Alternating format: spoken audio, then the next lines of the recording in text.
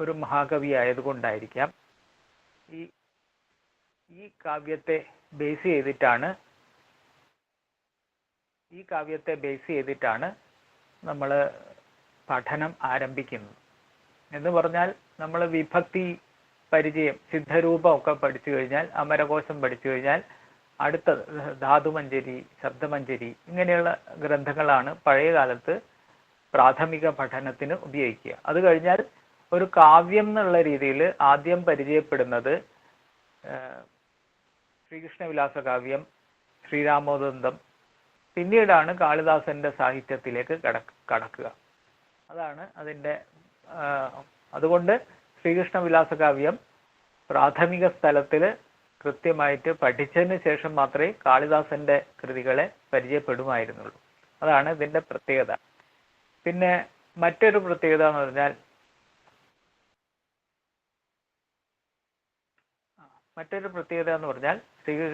സുകുമാരകവി, നമ്മുടെ കേരളീയൻ നേരത്തെ പറഞ്ഞു, അദ്ദേഹം 12ാം ശതകത്തിലെ അദ്ദേഹത്തിന്റെ കഥയെ നമ്മൾ സാധാരണ ഗുരുപൂജയ്ക്ക് ഗുരുദക്ഷിണ അല്ലെങ്കിൽ അങ്ങനെയുള്ള കാര്യങ്ങൾക്കൊക്കെ നമ്മൾ ഈ കഥ പറയാറുണ്ട്. സാധാരണ ഈ നമ്മൾ കേട്ടിട്ടുണ്ടാവും ആ കഥ. ചുരുക്കി പറയുകയാണെങ്കിൽ ഗുരുവും ശിഷ്യന്മാരും പഴയ കാലത്ത് ഗുരുകുലത്തിലാണ് താമസിച്ചുകൊണ്ടിരുന്നത്. അത് ചുരുക്കി പറയാം, വളരെ ചുരുക്കിയിട്ട് താമസിച്ചുകൊണ്ടിരുന്ന അങ്ങനെ ഒരു കുഞ്ഞു ഉണ്ടായിരുന്നു. സുകുമാരൻ എന്നാണ് പേര്. ആ കുട്ടി അവിടെ വളർന്നുകൊണ്ടിരിക്കുന്ന സമയത്ത് ആ കുട്ടി നന്നായി മിടുമിടുക്കനായിരുന്നു. അപ്പൊ ആ കുഞ്ഞുനാളിൽ തന്നെ കവിതകളൊക്കെ എഴുതുമായിരുന്നു. അങ്ങനെ ഗുരുവിന്റെ അടുത്ത് വരികയും ഗുരു ഏതു സമയത്തും വഴക്ക് പറയുകയും, അങ്ങനെ വഴക്ക് പറയുന്നത് കേട്ട് മറ്റുള്ള കുട്ടികളൊക്കെ ഗുരുവിന് ഈ ശിഷ്യനോട് അസൂയയാണ് എന്നൊക്കെയുള്ള രീതിയിൽ പ്രചരിപ്പിക്കുകയും, നമ്മൾ പല കൂട്ടുകാരോട് കൂടിയിട്ട് നമ്മൾ തെറ്റിദ്ധരിക്കില്ലേ, അങ്ങനെ തെറ്റിദ്ധരിപ്പിക്കുകയും അവസാനം ഈ സുകുമാരകവിക്ക് ഈ ഗുരുവിനെ വെറുക്കുകയും എല്ലാവരും വെറുപ്പുണ്ടാവുകയും ആ വെറുപ്പിനെ മുതലെടുത്തുകൊണ്ട് ഇവരൊക്കെ കൂടി ഇദ്ദേഹത്തെ പിടിച്ച് തട്ടുംപുറത്ത് കയറ്റി ഇരുത്തുകയും ഒരു അമ്മിക്കല്ല് കൊടുക്കുകയും അവസാനം ഇതുകൊണ്ട് ഗുരുവിനെ കേൾക്കാമോ? പറഞ്ഞോ? പറഞ്ഞില്ല. ശരി.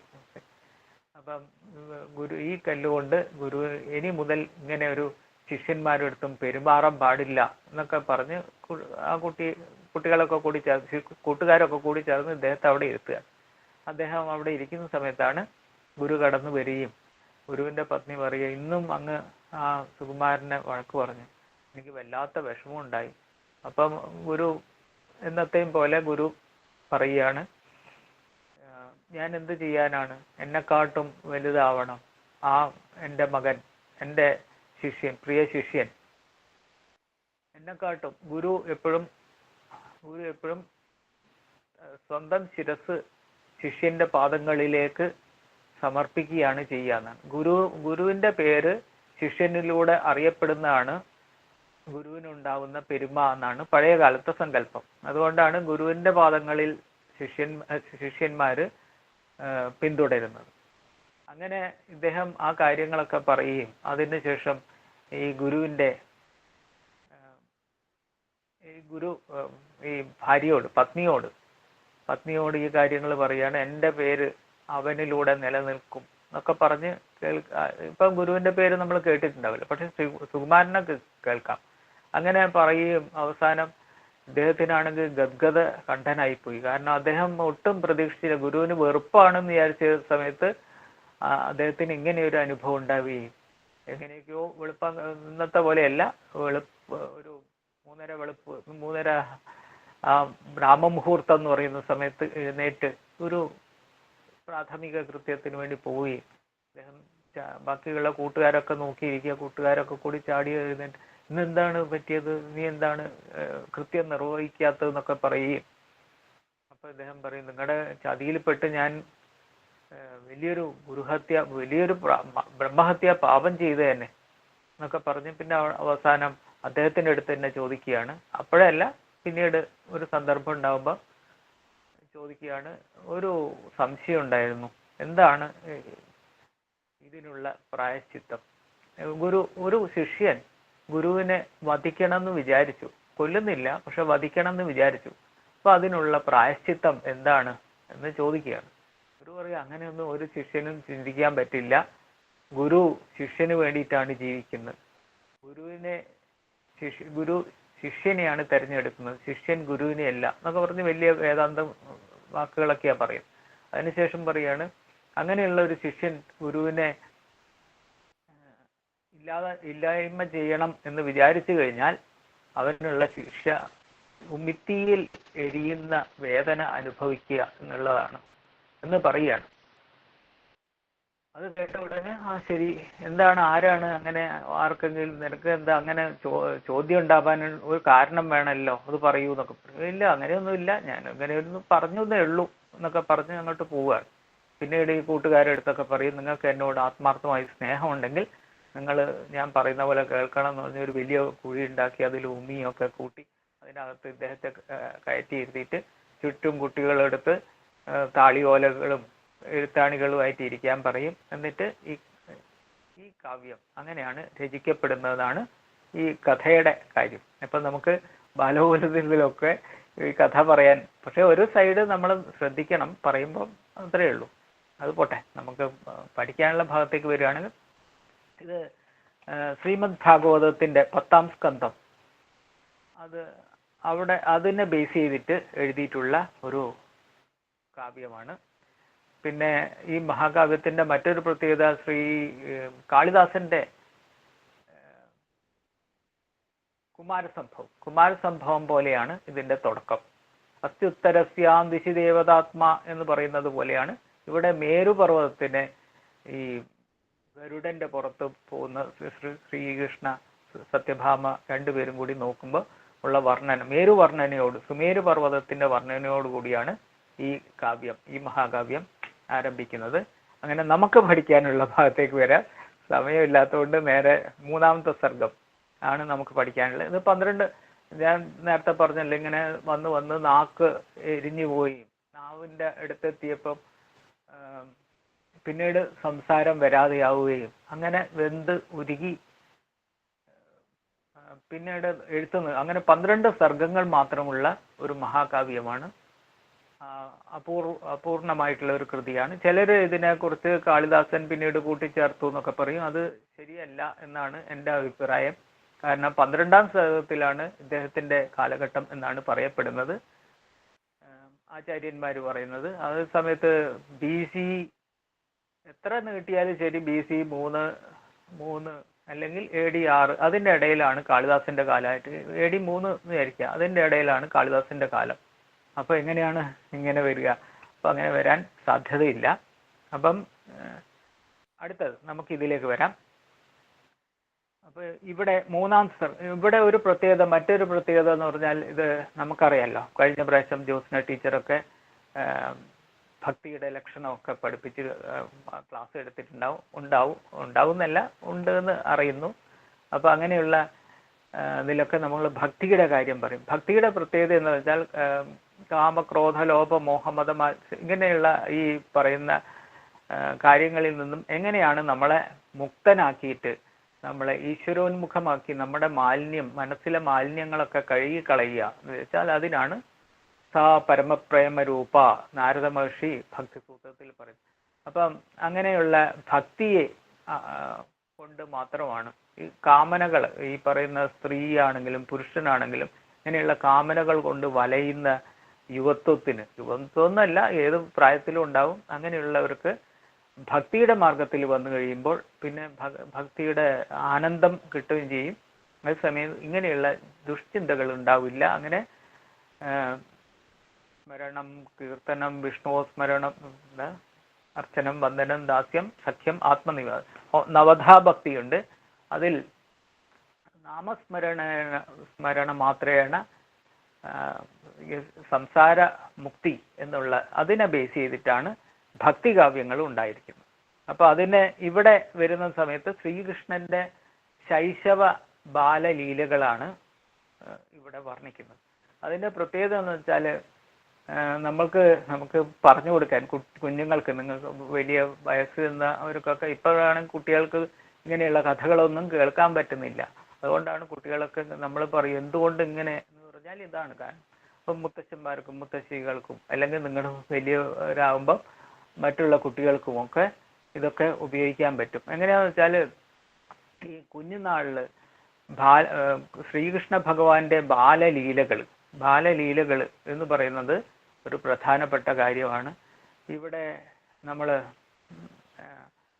ഈ എന്തുകൊണ്ട് ശ്രീകൃഷ്ണൻ കംസനെ കൊന്നു എന്നൊക്കെ, അമ്മാവനെ കൊന്നു എന്നൊക്കെ പറഞ്ഞിട്ട് കുട്ടികളൊക്കെ ചിലപ്പോൾ സംശയങ്ങളൊക്കെ ചോദിക്കും. അവിടെ ഒരു പ്രത്യേകത എന്ന് വെച്ചാൽ ആ ഭാഗത്ത് ഈ കഥയുടെ തന്നെ ഭാഗത്തുണ്ട്, കഥയല്ല ഈ നമ്മുടെ ഭാഗവതത്തിൽ തന്നെ ഇപ്പോൾ ഉഗ്രസേനന്റെ ബന്ധുവായിട്ടുള്ള, ഇനി ആ കഥയിലേക്ക് ഒന്നും പോകുന്നില്ല സമയമില്ലാത്തതുകൊണ്ട്, അല്ല ഉഗ്രസേനന്റെ മകനായിട്ടുള്ളതാണ് കംസൻ. കംസൻ എന്താ ചെയ്യുന്നത് വെച്ചാൽ അവിടുന്ന് അങ്ങോട്ട് തുടങ്ങുകയാണെങ്കിൽ അതിന്റെ മുകളിലുണ്ട് ജരാസന്ധൻ തുടങ്ങിയിട്ടുള്ള കാര്യങ്ങൾ, അതൊക്കെ വിടുകയാണ്. ഈ ഉഗ്രസേനൻ എന്ന് പറയുന്നത് അദ്ദേഹത്തിന്റെ മകനായിട്ടുള്ള കംസൻ എന്താണ് ചെയ്യുന്നത് വെച്ചാൽ അഹങ്കാരവും അധികാരത്തിനോടുള്ള അതിയായ മോഹവും കാരണം ഉഗ്രസേനനെ പിടിച്ച് ജയിലിലിട്ടതിന് തടവറയിലാക്കിയതിനു ശേഷമാണ് അദ്ദേഹം സ്വയം അധികാരമേൽക്കുന്നത്. അദ്ദേഹം അധികാരം ഏറ്റതിന് ശേഷം ദേവകി എന്ന് പറയുന്ന സ്വന്തം സഹോദരിയെ വലിയ കാര്യമായിരുന്നു. വസുദേവർക്ക് തന്നെയാണ് സാമന്തനായിട്ടുള്ള വസുദേവർക്ക് തന്നെയാണ് വിവാഹം കഴിച്ചു കൊടുക്കുന്നത്. അദ്ദേഹത്തിന് വലിയ കാര്യത്തിൽ അവിടെ കുഞ്ഞുങ്ങളില്ല. അതിനുശേഷം പിന്നെ ഇദ്ദേഹത്തെ തേരിലേറ്റിക്കൊണ്ട് സ്വയം രഥം ഓടിക്കുക എന്നൊക്കെയാണ് ചില ഭാഗത്ത് പറയുന്നത്. എന്തായാലും രഥത്തിൽ പോകുന്ന സമയത്ത് കേൾക്കുന്നു അശരീരി, നമുക്ക് അറിയാവുന്ന കഥ തന്നെയാണ് ഇതിൽ. അങ്ങനെ അഷ്ടമപുത്രൻ അതോടുകൂടി ഉടനെ വധിക്കാൻ നോക്കുകയും ഈ പറയുന്ന വസുദേവരുടെ നന്ദനായതുകൊണ്ടാണ് വാസുദേവൻ എന്ന് അദ്ദേഹത്തിന് ശ്രീകൃഷ്ണ ഭഗവാന് പേര് വിളിക്കുന്നത്. വസുദേവൻ അദ്ദേഹത്തെ വിളിച്ച് അടക്കം പിടിച്ച് പറയുകയാണ്, എൻ്റെ ഭാര്യ എന്തിനാണ് കൊല്ലുന്നത്? നമ്മുടെ വിവാഹം കഴിഞ്ഞല്ലേ ഉള്ളൂ, അധികമായിട്ടില്ലല്ലോ, അഷ്ടമപുത്രനല്ലേ തെറ്റ് ചെയ്യുന്നു പറഞ്ഞു. അതിനൊക്കെ പിന്നെ പറയും. അങ്ങനെ പറഞ്ഞ് അവസാനം 8ാമത്തെ കുട്ടിയെ ഞാൻ കൊണ്ടുതരാം പോരെ എന്ന് പറയാം. അത് പറ്റില്ല, എല്ലാ കുഞ്ഞിനെയും കൊല്ലും. അങ്ങനെ പിന്നീട് അങ്ങോട്ട് നിഷ്ഠൂരമായിട്ടുള്ള കൊലപാതകങ്ങളാണ്. 7 കുട്ടികളെ, 7 എന്ന് പറഞ്ഞാൽ 6 പേര്, ഒന്ന് അതിന്റെ കഥയിലേക്കൊന്നും പോകുന്നില്ല. അപ്പം അങ്ങനെ അവരെയൊക്കെ വധിക്കുന്ന ക്രമമൊക്കെ ഉണ്ട്, അതൊക്കെ ഞാൻ പറയുന്നില്ല. ഇപ്പൊ ഇവിടെ പറഞ്ഞ പോലെ അങ്ങനെ കുഞ്ഞ് ജനിച്ചു എന്ന് അറിഞ്ഞു. ഈ 3ാം സർഗം ആരംഭിക്കുന്നത് കുഞ്ഞ് ജനിച്ചു എന്ന് അറിഞ്ഞു. അവിടെ മന്ത്രിസഭ കൂടുകയാണ്. പൂതന തുടങ്ങിയിട്ടുള്ള പ്രശസ്തരാണ്, പൂതന എന്ന് പറഞ്ഞാൽ, പൂതം എന്ന് പറഞ്ഞാൽ ശുദ്ധി, എന്നാന്ന് പറഞ്ഞാൽ ഇല്ല, പൂതം എന്ന് പറഞ്ഞാൽ ശുദ്ധി ഒട്ടും തന്നെ ഇല്ലാത്തവർ. അപ്പോൾ ഒരു സ്ത്രീത്വത്തിന്റെ ഭാവം എന്താണ്? വാത്സല്യം, ദയ, കരുണ തുടങ്ങിയിട്ടുള്ള ഭാവങ്ങളാണ്. അങ്ങനത്തെ ഒന്നും ദാക്ഷിണ്യം, അങ്ങനത്തെ ഒന്നും തന്നെ അടുത്തുകൂടെ പോയിട്ടില്ലാത്ത എല്ലാ കുഞ്ഞുങ്ങളെയും സ്വന്തം സ്ഥാനത്തിൽ വിഷം പുരട്ടി പാല് കൊടുത്ത് കൊല്ലുക എന്ന് പറഞ്ഞ ഒരു സ്ത്രീക്ക് ചിന്തിക്കാൻ പറ്റില്ല എന്നാ പറയും. അങ്ങനെയുള്ള കർമ്മം ചെയ്യുന്ന പൂതനയാണ് ഇതിന് നിയോഗിക്കുന്നത്. അങ്ങനെയൊക്കെ വരുന്നുണ്ട്, അങ്ങനെയുള്ള കുറെ പേരുണ്ട്. അങ്ങനെ ശകടാസുരന്റെ കാര്യമാണ് ഇവിടെ ഈ കഥയിലേക്ക് വരുന്നത്. ഇനി ഇവിടെ എന്താ ചെയ്യുന്നത് വെച്ചാൽ ഇവിടെ ഈ മന്ത്രിസഭ കൂടും. അതാണ് പറഞ്ഞ 3ാമത്തെ സർഗത്തിൽ വരുന്ന. തുടക്കത്തിൽ ഈ പ്രഗത്ഭരായിട്ടുള്ള അസുരികമായിട്ടുള്ള മന്ത്രിമാരെയൊക്കെ ചേർത്ത് ഈ കുഞ്ഞിനെ കൊല്ലുന്നതിനെ കുറിച്ച് ഗൂഢാലോചന നടത്തുക. നേരത്തെ പറഞ്ഞ പൂതന തുടങ്ങിയുള്ളവർ, അവരൊക്കെ കൂടി ചേർന്ന് മന്ത്രിസഭ കൂടിയിട്ട് ഒറ്റ ലക്ഷ്യമേ ഉള്ളൂ, ഈ കുഞ്ഞിനെ കൊല്ലുക. ഇത് തന്നെയാണ് നമുക്ക് മറ്റൊരു തരത്തിൽ വേറെ ഒരു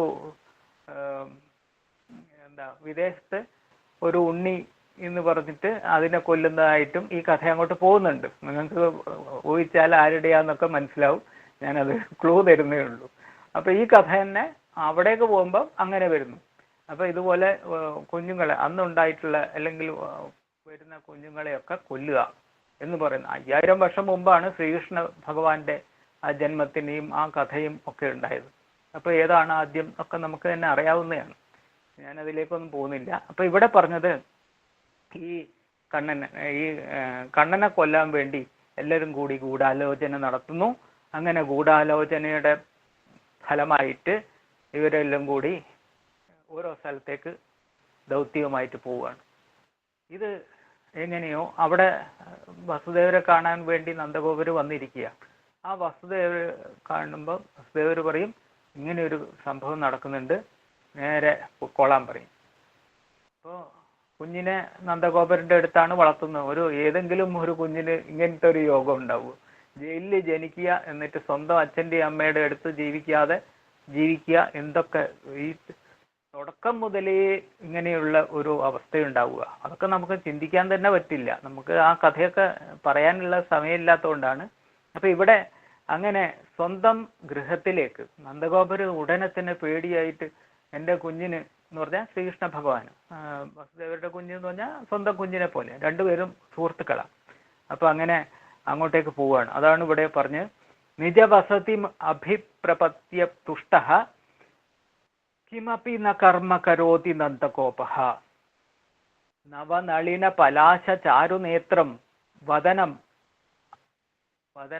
അഹർനിശം ആത്മജസ്യ പശ്യൻ. എന്താണ് പറഞ്ഞതെന്ന് വെച്ചാൽ നിജവസതി, സ്വന്തം വസതിയിലേക്ക്, സ്വന്തം വീട്ടിലേക്ക് പോവാണ്. അഭിപ്രപത്യ, അവിടെ ചെന്നിട്ടോ തുഷ്ട, സന്തുഷ്ടനായി. അവിടെ ഭഗവാനെ കണ്ടു, ശ്രീകൃഷ്ണനെ കണ്ടു, അതിൽ സന്തുഷ്ടനായി. ആര്? നമ്മുടെ നന്ദഗോപര്. അങ്ങനെ എങ്ങനെയുള്ള കണ്ണനെയാണ് കാണുന്നത്? നവനളിന പലാശ ചാരുനേത്രം. നവനളിനം, നളിനം എന്ന് പറഞ്ഞാൽ താമര. നവനളിനം ഉണങ്ങിയ വാടിയതൊന്നുമല്ല, ഇപ്പൊ ഉണ്ടായ മുട്ടിട്ട് വിടരുന്ന താമരയുടെ ഇതള് പോലെയുള്ള കണ്ണുകളോട്, ആ കണ്ണുകൾ ഇങ്ങനെ നമ്മളിങ്ങനെ ആ ഭക്തിയുടെ ഭാവത്തിൽ ഇങ്ങനെ ചിന്തിച്ചു കഴിഞ്ഞാൽ ആ കണ്ണനെയൊക്കെ നമുക്ക് കാണാൻ പറ്റും. അങ്ങനെ നമ്മുടെ താമര ഇതൾ പോലെ വിടർന്ന കണ്ണുകളുള്ള, അതിൻ്റെ ആ സൈഡിൽ കുഞ്ഞു ചുവപ്പ് രാശി ഇങ്ങനെ വന്നിരിക്കുക, അങ്ങനെയുള്ള കണ്ണുകളോട് കൂടിയിട്ടുള്ള ആത്മജനസ്യ വദനം അഹർനിശം പശ്യൻ. അങ്ങനെ സ്വന്തം മകൻ, ആത്മജൻ എന്ന് പറഞ്ഞാൽ സ്വന്തം മകൻ എന്നുള്ള അർത്ഥം. ആത്മജസ്യ വദനം എന്ന് പറഞ്ഞാൽ മുഖം, മുഖത്തെ അഹർനിശം, അഹസ് നിശം. അഹർനിശം എന്ന് പറഞ്ഞാൽ അഹസ് എന്ന് പറഞ്ഞാൽ പകല്, നിശ എന്ന് പറഞ്ഞാൽ രാത്രി. രാവും പകലും പശ്യൻ നോക്കിക്കൊണ്ട് തുഷ്ട, സന്തുഷ്ടനായി. തുഷ്ടൻ നമ്മൾ ഉപയോഗിക്കുന്നത് സന്തുഷ്ടൻ ചേർക്കുന്നു എന്ന് മാത്രം. കിമപി കർമ്മത കരോതി, ഒരു കർമ്മം ചെയ്യാതെ അങ്ങനെ കഴിഞ്ഞു. സമയമില്ലാത്തതുകൊണ്ടാണ് ചുരുക്കി പറയുന്നത്. അടുത്ത ഇത്രയും 12 എണ്ണം എടുത്തു തീർക്കണോ? സമയം ഇപ്പൊ തന്നെ കുറച്ചായി. അടുത്തത് മുഗ്ധഭാവ മധുരേണ രഞ്ജയൻ. അപ്പൊ ആദ്യത്തെ ശ്ലോകത്തിന്റെ കൃത്യമായിട്ട് മനസ്സിലായില്ലേ? നന്ദഗോപര്, ചുരുക്കി പറഞ്ഞാൽ നന്ദഗോപര് മകന്റെ, നന്ദനന്റെ അല്ലെങ്കിൽ മകന്റെ മുഖകമലം നോക്കി തന്നെ ഇരുന്നു. അവിടുന്ന് അവിടുന്ന് കണ്ണെടുക്കാതെ ആ കണ്ണുകളും ഒക്കെ നോക്കി ഇരുന്നു പോയി എന്നാണ് പറയുന്നത്. അടുത്തത് മുഗ്ധഭാവ മധുരേണ രഞ്ജയൻ ശൈശവേന ഹൃദയം വ്രജൗകസാം ഗോകുലേ സ വിജഹാര കേശവ ക്ഷീരവാരിനിധിം അപി അചിന്തയൻ. അപ്പൊ ഇവിടെ അടുത്ത ഇതൊക്കെ നന്നായിട്ട് ചൊല്ലാൻ പറ്റുന്നവരുണ്ടെങ്കിൽ നന്നായിട്ട് ചൊല്ലാം. കഴിഞ്ഞ പ്രാവശ്യം മുരളിച്ചേട്ടനൊക്കെ ആയിരുന്നു ചൊല്ലിയത്. ഇപ്രാവശ്യം അപ്പൊ അത് പഠിച്ചു കഴിഞ്ഞാൽ നന്നായിരിക്കും. ഇപ്പൊ മുഗ്ധഭാവ മധുരേണ രഞ്ജി, മുഗ്ധഭാവം കൊണ്ട് മോഹന സ്വഭാവം എന്ന് പറഞ്ഞാൽ നമ്മളൊക്കെ സാധാരണ ലൗകികമായുള്ള വിഷയത്തിലാണ് ആസക്തി കൊണ്ട് അതിലൊക്കെ മുഴുകിയിരിക്കും. പക്ഷെ ഇവിടെ മോഹനമായിട്ടുള്ള ഭഗവാന്റെ മധുരമായിട്ടുള്ള ശൈശവ ഭാവത്തില് മുഴുകി. ഈ അങ്ങനെയുള്ള വ്രജൗകസാം ഹൃദയം രഞ്ജയൻ. വ്രജസ് ഭുജ് എന്ന് പറയില്ലേ ഇപ്പോഴൊക്കെ ഗുജറാത്തിൽ ഭുജ് എന്ന്. അപ്പൊ വ്രജൗകസാം ഹൃദയം, ഈ ഗോകുലവാസികളുടെ ഹൃദയത്തെ രഞ്ജയൻ, ഹൃദയത്തെ രഞ്ജിപ്പിച്ചുകൊണ്ട് വാരിനിധിം അപി അചിന്ത്യൻ. പാലാഴിയിൽ പള്ളി കൊള്ളുന്ന പരമ്പൊരുളാണ് ഭഗവാൻ, വിഷ്ണുവിന്റെ അവതാരമാണല്ലോ. പക്ഷെ അതുപോലും ഓർക്കാതെ, അതുപോലും വിസ്മരിച്ചുകൊണ്ട് ഈ ലീലയിൽ, ഭഗവാന്റെ ആ ലീലയിൽ ഗോകുലെ വിജഹാര, ഗോകുലത്തിൽ ഇങ്ങനെ വിഹരിച്ചു എന്നാണ് പറയുന്നത്. അപ്പൊ ഇവിടെ പറഞ്ഞത് ആ ഗോകുലത്തില് ഗോപികമാരായിട്ട് ജനിക്കാനും അതിനെക്കുറിച്ചൊന്നും കൂടുതൽ പറയുന്നില്ല. അപ്പൊ അതൊരു ഭാഗ്യമാണ്. അങ്ങനെയുള്ള ആ ഭഗവാന്റെ ഭക്തരുടെ, ഗോകുലവാസികളുടെ കൂടെ ഭഗവാൻ വൈകുണ്ഠത്തെ മറന്നുകൊണ്ട് അങ്ങനെ വിഹരിച്ചു എന്നാണ് പറയുന്നത്. അടുത്തത് വദനം മധുസൂദനസ്യ കരാഭ്യാം ചരണാങ്കുഷ്ടം ഉപാനയത് പിപാസുഹു ഗളിതേവ തതഃസുരസ്രവന്തി നഖമുക്താമണി ദീധിതി ഛലേന. വദനം മധുസൂദനസ്യ കരാഭ്യാം, മധുസൂദനത്തിന്റെ കരാഭ്യാം കരങ്ങൾ കൊണ്ട്, ഇരു കൈകളെ കൊണ്ടും, കരാഭ്യാം ചരണാങ്കുഷ്ടം, ചരണത്തിന്റെ അങ്കുഷ്ടം, ചരണം എന്ന് പറഞ്ഞാൽ പാദം, പാദത്തിന്റെ അങ്കുഷ്ടം, അങ്കുഷ്ടം എന്ന് പറഞ്ഞാൽ വിരൽ, പെരുവിരൽ, അത് അങ്കുഷ്ടം. പിപാസുഹു, പിപാസു എന്ന് പറഞ്ഞാൽ പാതു മിച്ച പിപാസ, കുടിക്കാനുള്ള ആഗ്രഹം. അപ്പൊ സാധാരണ നമ്മൾ കണ്ടിട്ടുണ്ടാവുന്നല്ല, നമ്മൾ എന്തായാലും കാണാനാണ് ആലിലയിൽ പള്ളി കൊള്ളുന്ന കുഞ്ഞു കണ്ണൻ. ആ കണ്ണന്റെ പെരുവിരല്, കാലിന്റെ പെരുവിരല് വായിക്കകത്തേക്ക് കൊണ്ടുവന്ന് ആ രംഗമാണ് ഇവിടെ പറഞ്ഞത്. കരാരവിന്ദേന പദാരവിന്ദം മുഖാരവിന്ദേ വിനിവേശയന്തം വട്ടസ്യ പത്രസ്യ പുടേശയാനം ബാലം മുകുന്ദം മനസാ സ്മരാമി എന്ന് പറഞ്ഞിട്ട് ഈ പാട്ടൊക്കെ കേട്ടിട്ടുണ്ടാവും. അതാണ് ഇവിടെ ഈ ഭാവത്തിൽ പറഞ്ഞിരിക്കുന്നത്. പിപാസു, അങ്ങനെ കുടിക്കാൻ ആഗ്രഹിച്ചുകൊണ്ട്, വദനം ഉപാനേത്, വദനത്തിലേക്ക്, ഉപാന്ന് പറഞ്ഞാൽ സമീപം, നയിച്ചു. അങ്ങനെ രണ്ട് കൈകളെ കൊണ്ടും ആ കാലിന്റെ പാദങ്ങളിലെ ആ വിരല് വായിക്കകത്തേക്ക് ഇങ്ങനെ കൊണ്ടുപോവാണ്. തഥ നഖമുക്താമണി ദീധിതിച്ഛലേന, ആ നഖമാകുന്ന മുത്തുമണിയുടെ ആ ശോഭ കൊണ്ട്, സുരസ്രവന്തി ഗളിതായിവ, സുരസ്രവന്തി, സുരസ് സൗരഭമുള്ള ആ ഗംഗാദേവി എങ്ങനെയാണോ ഭൂമിയിലേക്ക് പതിച്ചത്, അതുപോലെയുള്ള ഒരു അനുഭവം ഉണ്ടായി. ഇവിടെയൊക്കെ അലങ്കാരികമായിട്ട് ഈ സുകുമാരകവി ഈ സമയത്തും ആ അമ്മാനമാടുന്നത് നമുക്ക് കാണാൻ പറ്റും. ഗംഗാദേവി, ഗംഗ, ഞാൻ ഗോമുഖിലൊക്കെ പോയതാണ്, ഗംഗോത്രി അവിടെയൊക്കെ. ആ സമയത്ത് നമുക്ക് കാണാൻ പറ്റും ആ ഗംഗോത്രിയുടെ, ഗോമുഖം എന്ന് പറഞ്ഞാൽ ഗോവിന്റെ മുഖത്തിൽ നിന്നുമാണ് ഗംഗ ഉദ്ഭവിക്കുന്നത്. അതുപോലെ ഒരു ഇതിനകത്താണ് വരുന്നത്. അപ്പൊ ആ വെളുവെളുത്ത അല്ലെങ്കിൽ സിൽവർ കളറുള്ള ആ ഗംഗ ഇങ്ങനെ ഒഴുകി ഇങ്ങനെ വരിക, ആ വരുന്ന ആ കാഴ്ചയാണ് ഇവിടെ ഈ നഖം എന്ന് പറഞ്ഞാൽ നഖം ഖം എന്ന് പറഞ്ഞാൽ ഇന്ദ്രിയം, ഇന്ദ്രിയമല്ലാത്ത നഖം എന്ന് പറയില്ല, നമ്മളെ നഖം വെട്ടുക, ആ നഖം, കാലിന്റെ പെരുവിരലുള്ള ആ നഖത്തിന്റെ ശോഭ വായയിലേക്ക് ഇങ്ങനെ കൊണ്ടുപോകുന്ന ആ രംഗത്തെ ഇവിടെ മഹാകവി സുകുമാരകവി വർണ്ണിച്ചിരിക്കുന്നു. ക്ലിയർ ആയി എന്ന് വിചാരിക്കുന്നു. അപ്പൊ കൃഷ്ണൻ കാല് വിരൽ കുടിക്കുന്നു, അത്രയേ ഉള്ളൂ അതിന്റെ ചുരുക്കം പറയണം. അടുത്തത് അമൃതാംശുരിവാപരഃ പ്രമോദം നയനാനാം ജനയൻ സ പത്മനാഭഃ ഭവനം ഭവനാത് കരൗ കരാഭ്യാം വ്രജയോഷിദ്ഭിഃ അനീയത അംഗം അങ്കാതു. ഇനി അടുത്തത് പറയുന്നത് അമൃതാംശുഹു ഇവ അപരഹ, അപരഹ അമൃതാംശുഹു ഇവ. അമൃതാംശു എന്ന് പറഞ്ഞാൽ അമൃതം ത്തിന്റെ അംശുമാൻ, അപ്പൊ സൂര്യനെ, പക്ഷെ അമൃതാംശുവാണ്. അമൃതാംശു ചന്ദ്രൻ, തീവ്രമായിട്ടുള്ള ചൂടോട് കൂടിയിട്ടുള്ള രശ്മിയല്ല, അമൃതമാകുന്ന, നമുക്ക് ഈ ചന്ദ്രന്റെ രശ്മി നമുക്ക് കുളിർമയും നമ്മുടെ ഔഷധ ഗുണം ഉണ്ടാവും എന്നൊക്കെയാണ് പറയുന്നത്. അതുപോലെയുള്ള അപരഹ അമൃതാംശു, അതുപോലെയുള്ള മറ്റൊരു ചന്ദ്രനാണോ എന്ന് തോന്നുമാറും. സഹ പത്മനാഭ, നാഭിയിൽ പത്മം ഉള്ള, പറഞ്ഞാൽ നമുക്ക് കണ്ടില്ലേ പത്മനാഭസ്വാമിയുടെ നാഭിയിൽ പത്മത്തിൽ നിന്നാണ് ബ്രഹ്മാവ് എന്നൊക്കെ. നമ്മൾ കഥയിലേക്ക് പുരാണത്തിലേക്കൊന്നും പോകാൻ സമയമില്ല. അങ്ങനെയുള്ള പ്രമോദം ജനയൻ, അങ്ങനെ നയനാനാം പ്രമോദം ജനയൻ, കണ്ണുകൾക്ക് കാണുന്ന ഭഗവാന്റെ ഈ ലീലകൾ കാണുന്ന കണ്ണുകൾക്ക് ആനന്ദം പ്രമോദം നൽകിക്കൊണ്ട്, ജനിപ്പിച്ചുകൊണ്ട്, വ്രജയോഷിദ്ഭിഹി, വ്രജത്തിലുള്ള, നേരത്തെ പറഞ്ഞ യോഷിത്ത് എന്ന് പറഞ്ഞാൽ യുവതികൾ, സ്ത്രീകൾ, അങ്ങനെ യോഷിദ്ഭിഹി. അപ്പൊ അവരൊക്കെ എന്താ ചെയ്തത്? ഭവനാത് ഭവനം.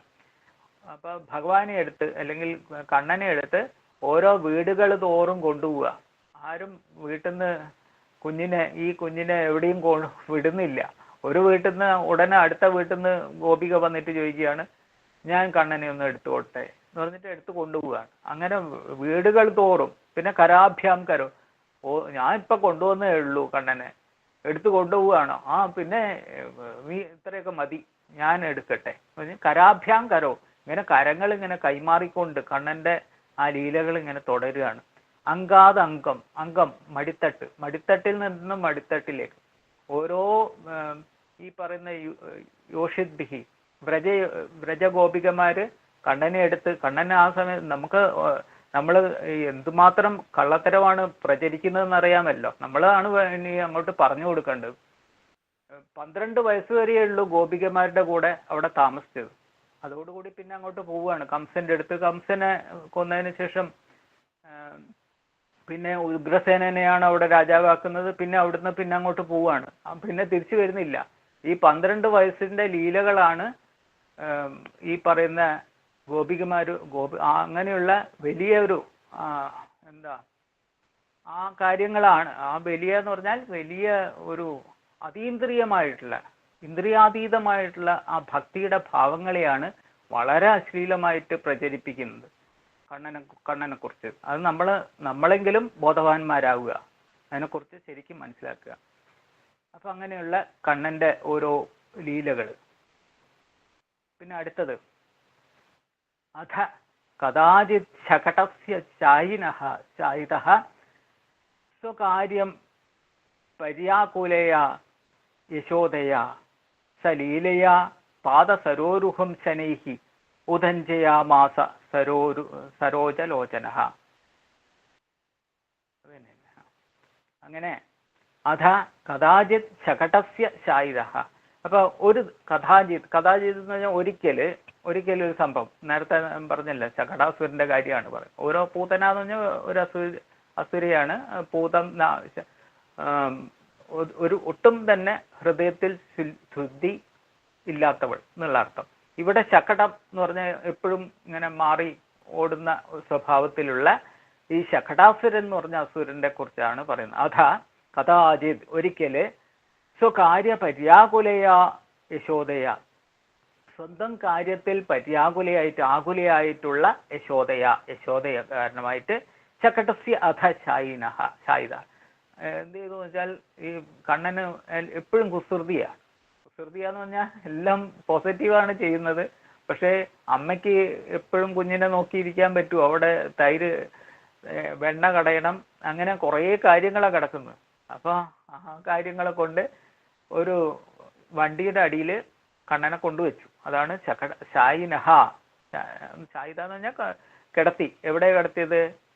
ശകടസ്യ, ശകടത്തിന്റെ ഒരു വണ്ടിയുടെ, വണ്ടി എന്ന് പറഞ്ഞാൽ കാറ് ബസ് എന്നൊന്നും വിചാരിക്കരുത്. പഴയ കാലത്തെ ഈ കാളയെ പൂട്ടിയിട്ടുള്ള അങ്ങനെയുള്ള വണ്ടിയുടെ അടിയിൽ കൊണ്ടുവയ്ക്കുക. സ്വകാര്യ പര്യാകുലയ, ആരാ കൊണ്ടുവച്ചത്? യശോദ. ലീലയ. ഇതൊക്കെ ഇങ്ങനെ കുറെ പ്രാവശ്യം വായിച്ചു കഴിഞ്ഞാൽ നമുക്ക് ഇതൊന്ന് ക്വസ്റ്റ്യൻ ആൻസർ ടൈപ്പിൽ നമ്മൾ വിചാരിക്കുകയാണെങ്കിൽ ഇതിന്റെ ഒരു ശ്ലോകം തരിക, അതിന്റെ അർത്ഥം നമ്മൾ മനസ്സിലാക്കി നല്ലപോലെ എഴുതുക. അതിന് ഫുൾ മാർക്കും അതിന് നല്ല മാർക്കും കിട്ടും. അതാണ് ക്വസ്റ്റ്യൻ ബേസ്ഡ് പറയാണ്. സോ അങ്ങനെ യശോദയ സലീലയാ പാദസരോരുഹം ശനൈഹി ഉദഞ്ജയാമാസ സരോജലോചനഃ. സഹ സരോജലോചനഃ. സരോജത്തെ, സരോജം എന്ന് പറഞ്ഞാൽ നേരത്തെ പറഞ്ഞില്ലേ, സരോജം എന്ന് പറഞ്ഞാൽ താമര. സരോജത്തെ പോലെയുള്ള ലോചനമുള്ളവൻ. ലോചനം എന്ന് പറഞ്ഞാൽ കണ്ണ്. അപ്പൊ താമരക്കണ്ണൻ, നമ്മൾ താമരക്കണ്ണൻ. സഹ താമരക്കണ്ണൻ എന്ന് പറഞ്ഞാൽ ആരെ ഉദ്ദേശിക്കുന്നത്? കണ്ണനെ തന്നെ. ആ കണ്ണൻ എന്ത് ചെയ്തു? പാദ സരോരുഹം ലീലയ, പാദമാകുന്ന സരോരുഹം, സരസിൽ രുഹമായത് മുളച്ചു പൊങ്ങിയെന്നുള്ള അർത്ഥമാണ്. സരസ് എന്ന് പറഞ്ഞാൽ തടാകം. തടാകത്തിൽ മുളയ്ക്കുന്ന എല്ലാം ഉണ്ട്, പക്ഷെ അതില് താമരയ്ക്കാണ് അതിന്റെ രൂഢമായിട്ടുള്ളത് അർത്ഥം. അങ്ങനെ ലീല കൊണ്ട്. അപ്പൊ പാദങ്ങൾ എന്ത് ചെയ്തു? പാദങ്ങൾ ശനൈഹി ഉദഞ്ജയാമാസ, പതുക്കെ അങ്ങോട്ട് ഉയർത്തി. കണ്ണൻ എന്ത് ചെയ്ത്? ആ ശകടത്തിന്റെ അടിയിൽ കുറെ താഴെയാണ് കൊണ്ടു വെച്ചത്. കണ്ണൻ ആ പാദങ്ങള് മെല്ലെ അങ്ങോട്ട് ഉയർത്തി ഒന്ന് ഉയർത്തി നോക്കിയതാ, അത്രേ ചെയ്തുള്ളൂ. അപ്പൊ ഈ ശകടാസുര വധമാണ് ഈ ശ്ലോകത്തിൽ. സമയമില്ലാത്തതുകൊണ്ടാണ് ഓടിച്ചോടിച്ച് പോകുന്നത്. പിന്നീട് നിങ്ങൾക്ക് ആർക്കെങ്കിലും എന്ത് സംശയം ഉണ്ടെങ്കിലോ എന്ന് വെച്ചിട്ടാ പെട്ടെന്ന് ഓടിക്കും. അടുത്തത് മധുഭിഃ ചരണാംബുജ താഡിതം ശകടം ആശു സമുദ്ധിതം അംബരേ വിപരിവൃത്യ പപാത മഹീതലേ പടുതര ധ്വനിപൂരിത ധിങ്മുഖം. മധുപിത അപ്പൊ മധുപിത്തായിട്ടുള്ള അപ്പൊ അങ്ങനെയുള്ള കണ്ണൻ ചരണാംബുജ താഡിതം ശകടം, ചരണങ്ങൾ ആകുന്ന താമര കൊണ്ട് മെല്ലെ ആ കുഞ്ഞിന്റെ പാദങ്ങൾ എന്ന് പറഞ്ഞാൽ എത്ര മൃദുലമായിരിക്കും. അത് താമര പോലെ മൃദുലമായുള്ള താമര കളറുള്ള ആ പാദങ്ങളെ കൊണ്ട് ശകടം, അതുകൊണ്ട് താടനം ചെയ്ത ചവിട്ടിയിട്ടുള്ള ആ ശകടം, ആ വണ്ടി. ആശു അംബരേ സമുദ്ധിതം. അപ്പൊ ആശു പെട്ടെന്ന് തന്നെ അംബരം എന്ന് പറഞ്ഞാൽ ആകാശത്ത്, സമുദ്ധിതം പെട്ടെന്ന് അങ്ങോട്ട് ആകാശത്തിലേക്ക് ഉയർന്നു. വിപരിവൃത്യ എന്നിട്ടോ വിപരിവൃത്യ നേരെ ഇങ്ങനെ നേരെയുള്ള ആ ശകടം എന്ത് ചെയ്തു, നേരെ അങ്ങോട്ട് മറഞ്ഞു. ധ്വനിപൂരിത ധിങ്മുഖം, ദിഗന്ധങ്ങളെ പൊട്ടുമാറുച്ചത്തിൽ വീണു. തഥാ ഭൂതലേ പപാത. അങ്ങനെ ആ തരത്തിൽ അങ്ങോട്ട് മറഞ്ഞ് അങ്ങോട്ട് വീണു ഈ ശകടം. അതാണ് ഇവിടെ ശകടസുര വധമാണ് ഇവിടെ പറയും. അടുത്ത ശ്ലോകത്തിലേക്ക് പോവാം. ശകടപതന ജന്മ നന്ദമുഖ്യാഹ സനിതമിവ ധ്വനിതം നിശമ്യ ഗോപാഹ കിമിതമിതി ഭയേന തത്ര ജഗ്മുഹു ത്വരിതഗതി ച്യവമാന കേശബദ്ധാഹ. നന്ദമുഖ്യാഹ ഗോപാഹ. അപ്പൊ ഗോപന്മാരെന്ത് ചെയ്തു? ഗോപാഹ എന്ന് പറഞ്ഞാൽ ഗോവിനെ പാലിക്കുന്നവർ, ഗോപാഹ അങ്ങനെയുള്ള ആളുകൾ എന്ന് പറഞ്ഞാൽ ഇടയന്മാര് എന്നൊക്കെ പറഞ്ഞ് നമ്മൾ പറയില്ലേ. അപ്പൊ ഇടയൻ എന്ന് പറയുമ്പോൾ എവിടുന്നാണ് ഈ വാക്കുകളൊക്കെ എങ്ങനെയാ അങ്ങോട്ട് പോയതെന്നൊക്കെ നമുക്ക് ഊഹിക്കാവുന്നേ ഉള്ളൂ. നന്ദമുഖ്യാഹ, നന്ദൻ, ഇപ്പം നന്ദഗോപര് തുടങ്ങിയുള്ള മുഖ്യമായുള്ള ഗോപന്മാരൊക്കെ കൂടി എന്ത് ചെയ്തു? ധനിതം ഇവ, ധനിതം പോലെയുള്ള, ധനിതം എന്ന് പറഞ്ഞാൽ ഇടിനാഥം പോലെയുള്ള ശബ്ദം കേട്ടിട്ട്, ശകടപതന ജന്മ, ശകടപതനത്തിൽ നിന്നുണ്ടായ ആ ഇടിനാഥം പോലെയുള്ള ധ്വനിതം നിശമ്യ, ആ ശബ്ദം കേട്ടു. എന്തോ ഒരു ഇടി വെട്ടിയിട്ടുണ്ടല്ലോ, ഇവിടെ ഇടി വെട്ടേണ്ട സമയമൊന്നും ആയിട്ടില്ലല്ലോ, അങ്ങനത്തെ ഒന്നും ഇല്ലല്ലോ എന്ന് ധ്വനിതം നിശമ്യ. കിം ഇതം, എന്താണിത്? കിം ഇതം, ഇതം കിം, ഇതെന്താണ് എന്ന് ഇതി ഭയേന, ഭയന്നുകൊണ്ട് ദുരിതഗതി ച്യവമാന കേശബദ്ധാഹ.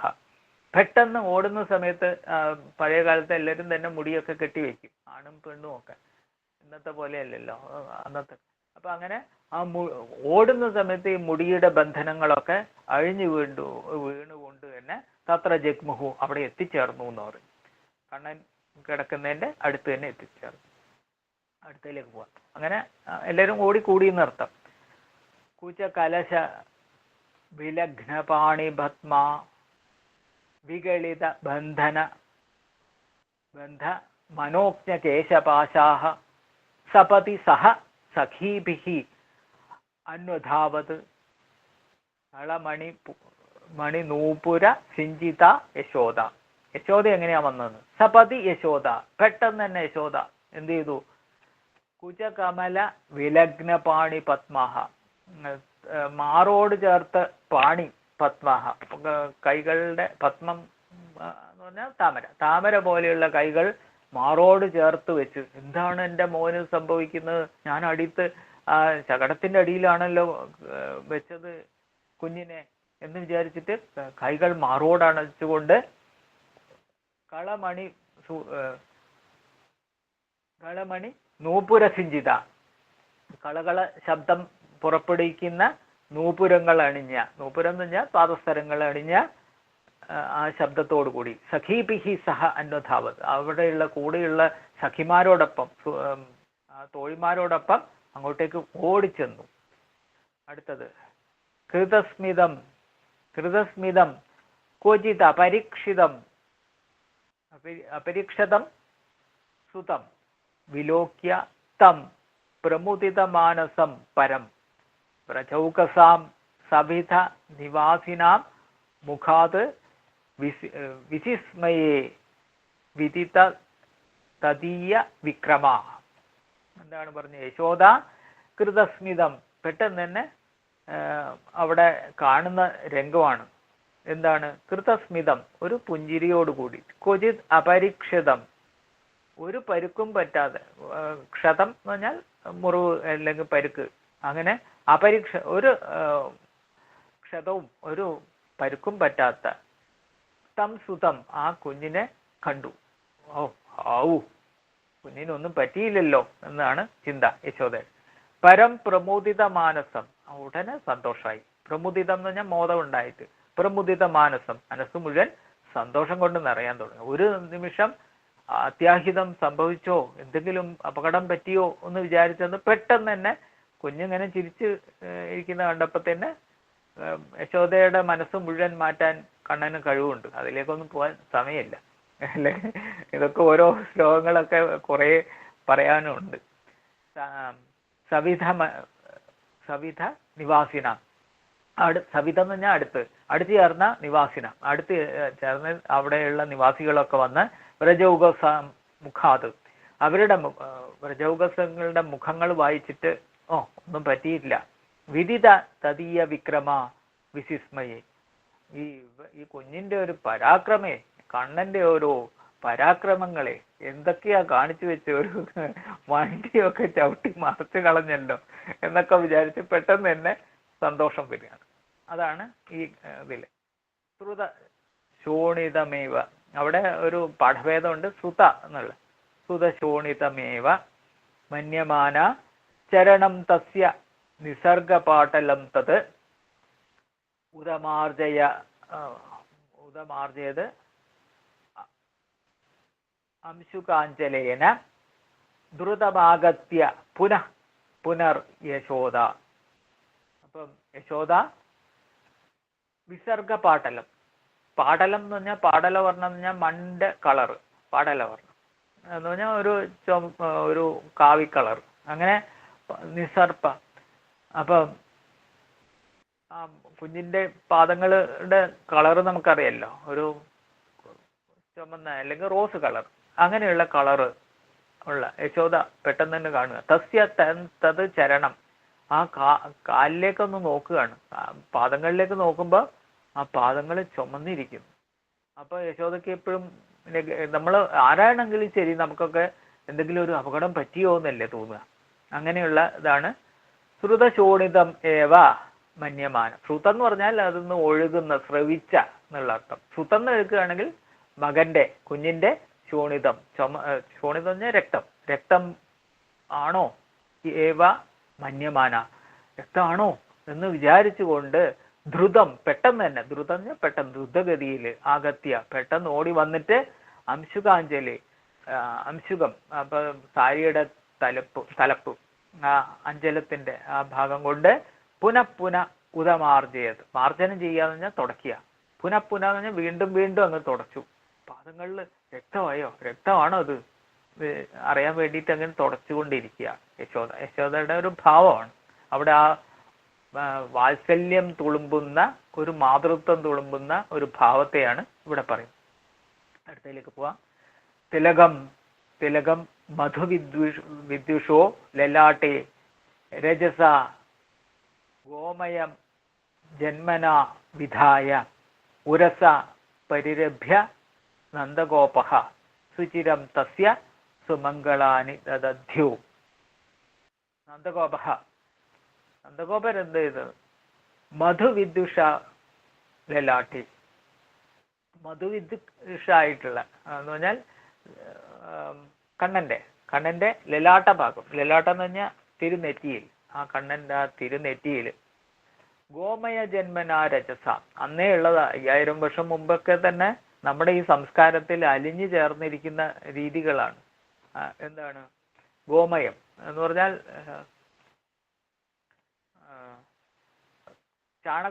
ഗോവിൽ നിന്നും കിട്ടുന്നതാണ് ഗവ്യം. ആ ഗവ്യം അതിലൊന്നാണ് ഈ ചാണകം.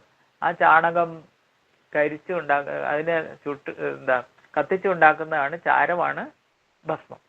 അങ്ങനെയുള്ള ഭസ്മം, മറ്റുള്ള ആർട്ടിഫിഷ്യൽ അല്ല, അങ്ങനെ ഒറിജിനൽ ആയിട്ടുള്ള അതെടുത്ത് ലലാട്ടത്തിൽ ഇങ്ങനെ പുരട്ടി.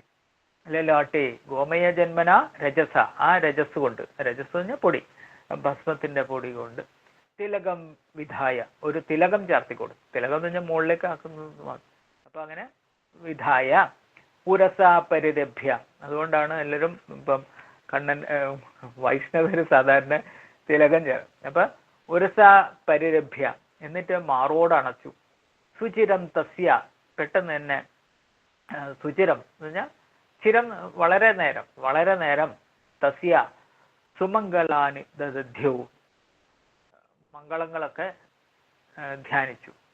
ദദധ്യവും, അപ്പം മംഗളം എല്ലാം, കുഞ്ഞിനൊന്നും പറ്റിയില്ല, എല്ലാം മംഗളമായിട്ടിരിക്കട്ടെ, നമ്മൾ പോസിറ്റീവ് തിങ്കിങ് അങ്ങനെ ഈ നന്ദഗോപര് ചെയ്തു. അടുത്തയിലേക്ക് പോവാം. ലാസ്റ്റാണ് അല്ലേ, അപ്പൊ കുറച്ച് സമയം ഉണ്ടാവും ചോദിക്കാനൊക്കെ. ഓടിച്ചോടിച്ച് വരികയായിരുന്നു. ശകടം മധുസൂദനസ്യ ദൃഷ്ട്വാ ചരണോദഞ്ജന വിഭ്രമേണ ഭഗ്നം അധ വാരിനിധൗ വിവേശ ഗർഭം സ്വരഥസ്യാപി വിശങ്ക്യ ഭംഗമർക്കഃ അധ മധുസൂദനസ്യ, മധുസൂദനനായിട്ടുള്ള കണ്ണന്റെ ഓരോ പേരുകളാണ് ഇങ്ങനെ നമ്മൾ പരിചയപ്പെട്ടുകൊണ്ടിരിക്കുന്നത്. അതിനൊക്കെ അർത്ഥമുണ്ട്, അർത്ഥങ്ങളിലേക്കൊന്നും പോകുന്നില്ല. മധുസൂദനസ്യ, മധുസൂദനത്തിന്റെ ചരണോദഞ്ജന വിഭ്രമേണ, അപ്പം ചരണം ഉദഞ്ജനമായിട്ട് കാലുകൾ എന്ന് പറയുന്നില്ല, പാദം ഉയർത്തിക്കൊണ്ട് വിഭ്രമിപ്പിച്ചുകൊണ്ട് ആ ലീല ആടിയല്ലോ. അത് ശകടം ഭഗ്നം ദൃഷ്ടുവ, ആ ശകടം ഭഗ്നമായി. ശകടം എന്ത് ആയി? ഭഗ്നമായി എന്ന് പറഞ്ഞാൽ പൊളിഞ്ഞു പോയി, അത് ഒന്നിനും കൊള്ളാതെ നശിച്ചുപോയി, അങ്ങനെ പൊടിഞ്ഞുപോയി. അങ്ങനെയുള്ളത് ദൃഷ്ടുവ, കണ്ടിട്ടു എന്താണ് ഈ കുഞ്ഞ് കാട്ടി വെച്ചൊരു ലീല കണ്ടോ. സാധാരണ നമുക്കൊന്നും ചിന്തിക്കാൻ പറ്റില്ല, ഒരു കുഞ്ഞ് കാലുകൊണ്ട് ചവിട്ടി ഈ ആളുകളെയൊക്കെ കൊണ്ടുപോകുന്ന, അല്ലെങ്കിൽ പാലും വെണ്ണയും തൈരും നെയ്യും ഒക്കെ എടുത്ത് കംസന്റെ അടുത്തേക്ക് കൊണ്ടുപോവുകയാണ്. അതൊക്കെയാണ് എറിഞ്ഞ് ഉടച്ചിട്ട്, ഇതൊന്നും കംസന് മാത്രം, അങ്ങനെയുള്ളവർക്ക്, കംസന് മാത്രമല്ല, കംസന് ആർക്കാ കൊണ്ടുവന്നൊന്നും അറിയില്ല. അപ്പൊ ഇത് അങ്ങോട്ട് കൊണ്ടുപോകില്ല. ഇവിടെ കണ്ടില്ലേ എല്ലും തോലും ആയിട്ട് ഈ സ്കെൽറ്റൻ പോലെയുള്ള കുഞ്ഞുങ്ങൾ കണ്ടില്ലേ, ഇവർക്കാണ് കൊടുക്കേണ്ടതെന്ന് പറഞ്ഞ് അന്നേ ഇതൊക്കെ എടുത്ത് കൊടുത്തത്. എന്നിട്ടാണ് കള്ളൻ എന്ന് പേരും കിട്ടിയത്. ഇപ്പോഴും നമ്മൾ കള്ളക്കണ്ണൻ എന്നാ പറയും. എന്തൊരു കഷ്ടമാണ് നോക്കിയാട്ടെ, ആ വിതരണം ചെയ്ത കണ്ണനെ നമുക്ക് എങ്ങനെ പറ്റുന്നു, നമുക്ക് ഭക്തർക്ക് പോലും എങ്ങനെ പറ്റുന്നു എന്നാണ് എനിക്ക് മനസ്സിലാവാറ്. അപ്പൊ അർക്കഹ സ്വരഥസ്യ അപ്പി, അപ്പം ഇത് കണ്ടിട്ട് അർക്കൻ എന്ത് ചെയ്തു? അർക്കൻ എന്ന് പറഞ്ഞാൽ സൂര്യഭഗവാൻ എന്ത് ചെയ്തു? സ്വരഥം, 7 കുതിരകളെ പൂട്ടി, സപ്തവർണ്ണങ്ങൾ അല്ലേ, ഇൻഡിഗോ അല്ല, നമ്മള് വിബ്ജിയോർ എന്നൊക്കെ അല്ലേ നമ്മൾ ഇംഗ്ലീഷിൽ പറയുക. അപ്പം അത് പോട്ടെ, സപ്തവർണ്ണങ്ങൾ എന്ന് പറഞ്ഞാൽ ഷഡാധാരം പ്ലസ് സഹസ്രാരം ഒക്കെ ചേർത്തിട്ട് ആ രീതിയിലാണ് നമ്മൾ തന്ത്രശാസ്ത്രത്തിലൊക്കെ പഠിക്കുന്നത്.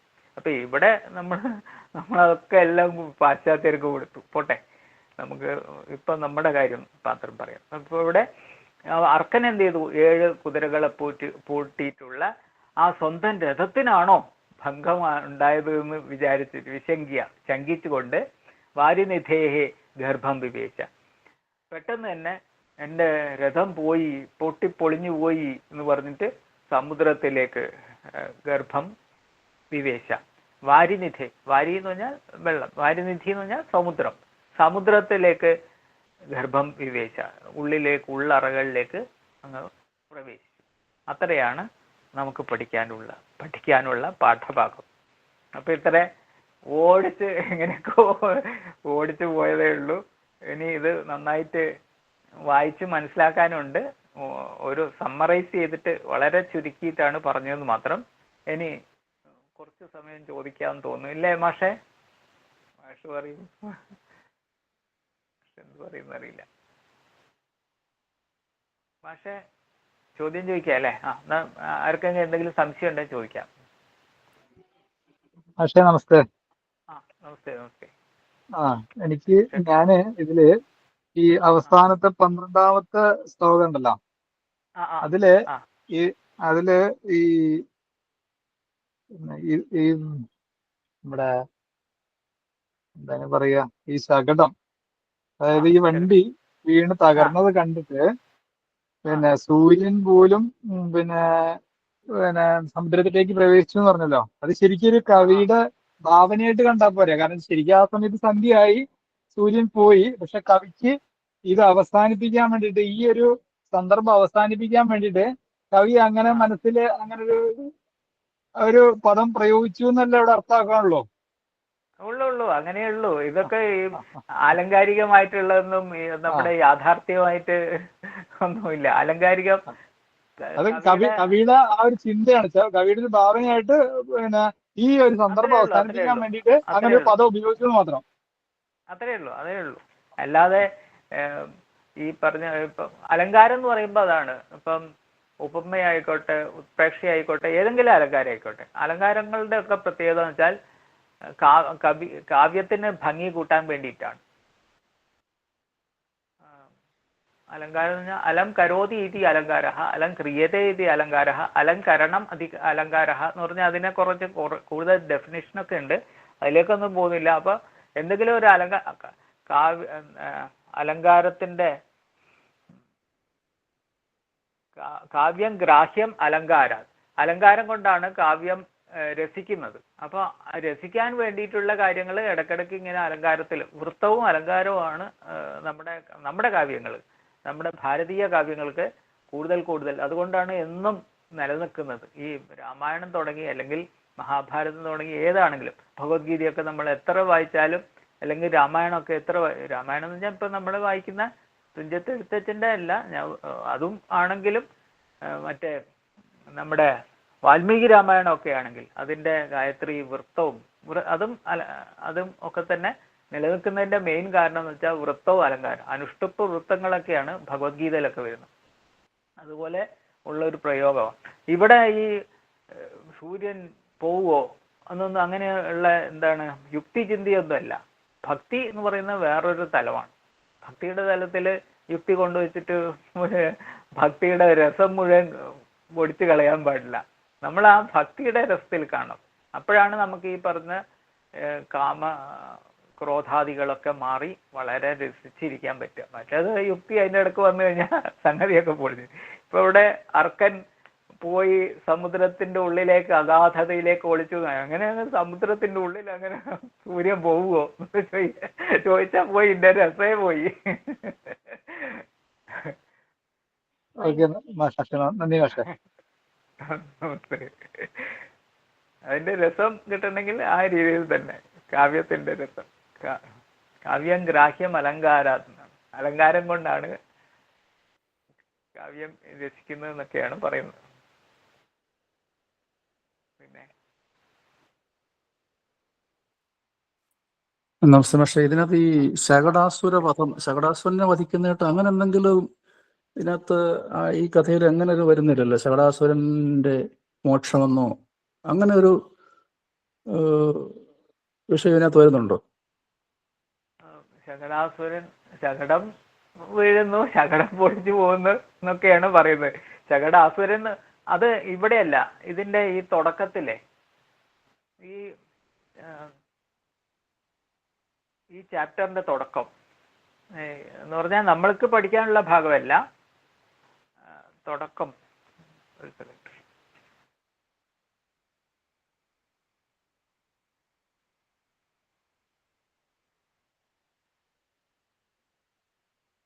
തുടക്കത്തിൽ പറയുന്നത് കംസൻ, അന്നത്തെ മന്ത്രിമാര് കംസൻ, പ്രലംബൻ, അരിഷ്ടൻ, കേശി, ധേനുകൻ തുടങ്ങിയിട്ടുള്ള മന്ത്രിമാരുണ്ട്.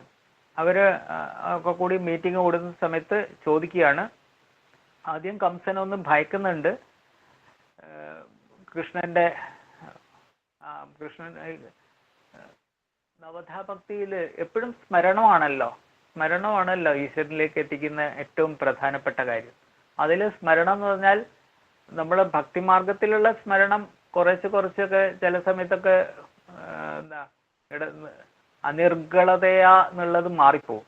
പക്ഷെ ഈ പറയുന്ന ശത്രുഭാവത്തിലാണെങ്കിൽ പിന്നെ മറക്കുകയില്ല. ശത്രുക്കളെ ഏത് സമയത്ത് ഊണിലും ഉറക്കത്തിലും കംസൻ ഇങ്ങനെ കണ്ണൻ കണ്ണൻ ഞെട്ടി എഴുന്നേക്കുകയാണ്. പിന്നെ ആ പാപം ഉണ്ടല്ലോ, അത്രയും കുഞ്ഞുങ്ങളെ കൊന്നതും പിന്നെ ഈ പറഞ്ഞ സ്വന്തം അച്ഛനെ പിടിച്ച് ജയിലില് തടവറയിൽ, അതൊക്കെ നമുക്ക് കഥയിൽ കുഞ്ഞുങ്ങൾക്ക് ഈ ബാലകുലത്തിലും അല്ലെങ്കിൽ മക്കൾക്കൊക്കെ പറഞ്ഞു കൊടുക്കാവുന്ന കഥകളാണ് അതൊക്കെ എങ്ങനെയാണെന്ന്. അപ്പൊ ഇതൊക്കെ കൊണ്ട് അദ്ദേഹത്തിന് ഉറക്കമില്ലായിരുന്നു. അപ്പൊ അതിലൊരു അസുരനാണ് ഈ പറയുന്ന ശകടാസുരൻ. നിങ്ങൾ ഏനകേന പ്രകാരേണാന്ന് ഏതെങ്കിലും രീതിയിൽ ആ കണ്ണനെ ഒന്ന് കൊല്ല് എന്ന് പറഞ്ഞിട്ടാണ് അയക്കുന്നത്. അവർ പറഞ്ഞു എനിക്കിത് ഈ കഴിവുണ്ട്, എനിക്ക് ഈ കഴിവുണ്ട് എന്ന് പറഞ്ഞ് ഓരോരുത്തരും വീരവാദം പോക്കി പോവുക. ഓരോരുത്തരും തകർന്നു വീഴുന്ന ഇവിടെ ശരിയാണ്. ഇവിടെ ചേട്ടൻ അങ്ങ് പറഞ്ഞത് ശരിയാണ്.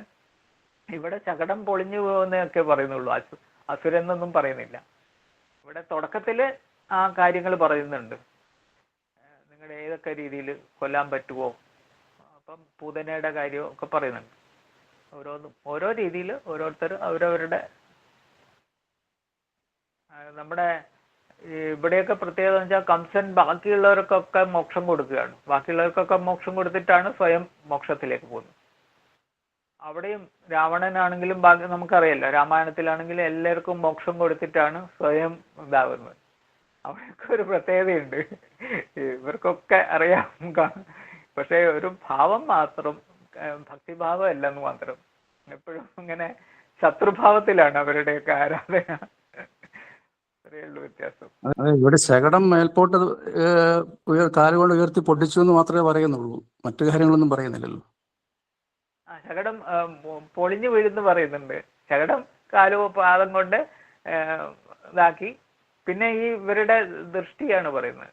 യശോദ എങ്ങനെയാ കാണുന്നത്, നന്ദഗോപരെങ്ങനെയാ കാണുന്നത്, ഗോപികമാരെങ്ങനെയാ കാണുന്നത്, ഗോപന്മാരെങ്ങനെയാ കാണുന്നത്, അവരുടെയൊക്കെ വീക്ഷണമാണ് സുകുമാരകവി അവതരിപ്പിക്കുന്നത്. അപ്പം മറ്റേ ഭാഗവതത്തിലുള്ള അതേപോലെ തന്നെ കോപ്പി ചെയ്യല്ല, അതൊക്കെ വ്യത്യാസമുണ്ട്. പിന്നെ ഇത് പൊടിച്ചതിന്റെ ആശ്ചര്യമൊക്കെ കാണിക്കുന്നുണ്ട്. അസുരൻ എന്ന് പറയുന്ന കുറെ രൂപമൊക്കെ മാറി പിന്നെ ഈ ശകടം പെട്ടെന്ന് രൂപാന്തരപ്പെട്ട് അവിടെ മരിച്ചു കിടക്കുന്ന അങ്ങനെയൊന്നും പറയുന്നില്ല. ആ രീതിയിൽ ശരിയാണ്, അങ്ങനത്തെ ഒന്നുമില്ല. ശകടം പൊടിഞ്ഞു പോയി, ശരിയാണ് ആ രീതിയിൽ നോക്കും. മനസ്സിലായി സാർ. വെറും ഒരു കളി മാത്രം, ഒരു കുസൃതി മാത്രം, അത്രേ ഉള്ളൂ ഉദ്ദേശിക്കുന്നേ. കുഞ്ഞിന് കണ്ണന്റെ കളി, ഒരു കുസൃതി കളീനെ അത്ര മാത്രമേ ഉള്ളൂ ഉദ്ദേശം. ആ ശകടാസുരനെ ആയിരിക്കത്തില്ല. ശകടാസുരനെയാണ് ഇവിടെ ഭാഗവതത്തിൽ പറയുന്നത്. പക്ഷെ ഇവിടെ ഇപ്പം നേരത്തെ അദ്ദേഹം ചോദിച്ച പോലെ തന്നെ ശകടാസുരൻ എന്ന് പറയുന്നില്ല. ഇവർക്കറിയില്ലല്ലോ ശകടാസുരൻ ഇങ്ങനെ വരുന്നുണ്ട് എന്നൊക്കെ. നന്ദഗോപർക്കോ യശോദയ്ക്ക് അറിയുന്നില്ല. ഇവരൊക്കെ നോക്കുമ്പോ ഒരു വണ്ടി പൊളിഞ്ഞു കിടന്നത് എങ്ങനെ, ഇത് കുസൃതിയാണല്ലോ, കണ്ണന്റെ കുസൃതി എല്ലാം കുസൃതിയായിട്ടാ കാണുന്നത്. പൂതനെ മരിച്ചപ്പോഴും ഒക്കെ ഈ സുകുമാരകവി അതെല്ലാം കുസൃതിയായിട്ടാ കാണിക്കുന്നത്.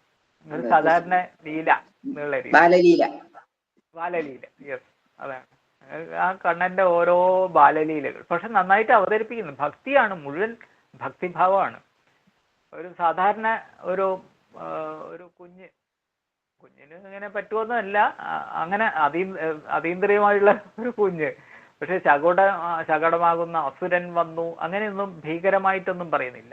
ഒരു ശകടത്തിന്റെ താഴെ കുഞ്ഞിന് വെയിൽ കൊള്ളണ്ടല്ലോ എന്ന് വെച്ചിട്ട് അമ്മ യശോദ, നേരത്തെ അമ്മയല്ല വളർത്തമ്മ, അമ്മ അവിടെ കൊണ്ടുവെക്കുകയാണ്. കുറേ ജോലി കിടക്കുന്നു.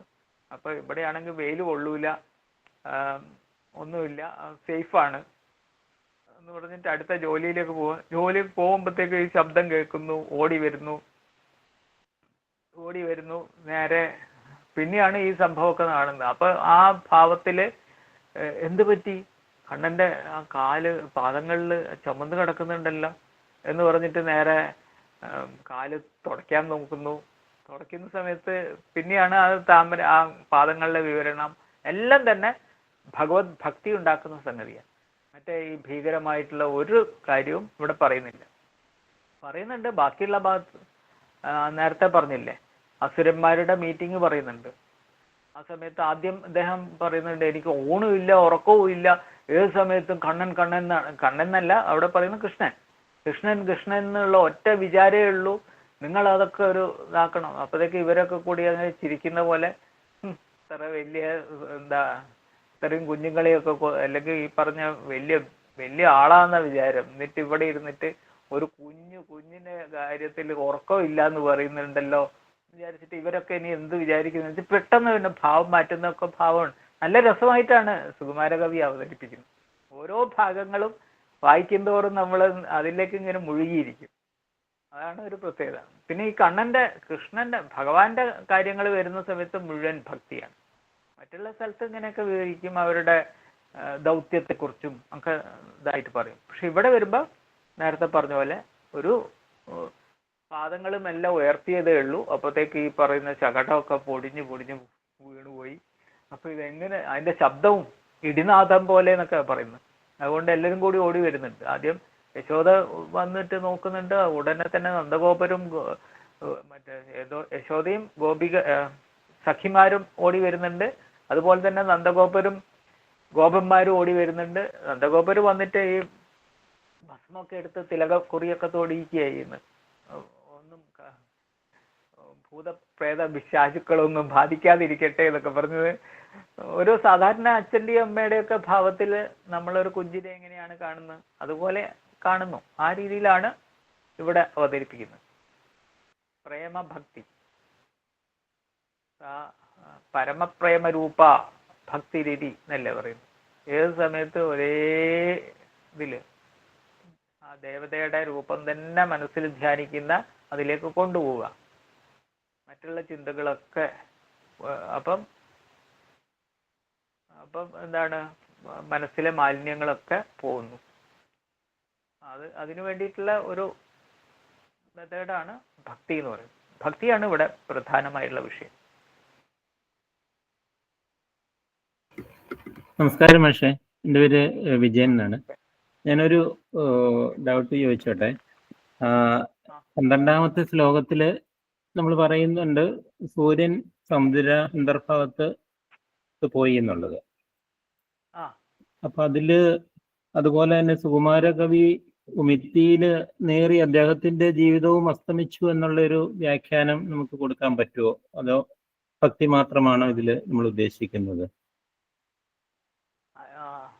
നമസ്തേ. അതിന്റെ ഒരു പ്രത്യേകത വെച്ചാല് ഇത് 3ാമത്തെ സർഗേ ആയുള്ളൂ. ഇനി അങ്ങോട്ടേക്ക് 12 സർഗമുണ്ട്. പിന്നെ അങ്ങോട്ട് 3 കഴിഞ്ഞ ബാക്കിയുള്ള സർഗങ്ങളൊക്കെ ഉണ്ട്.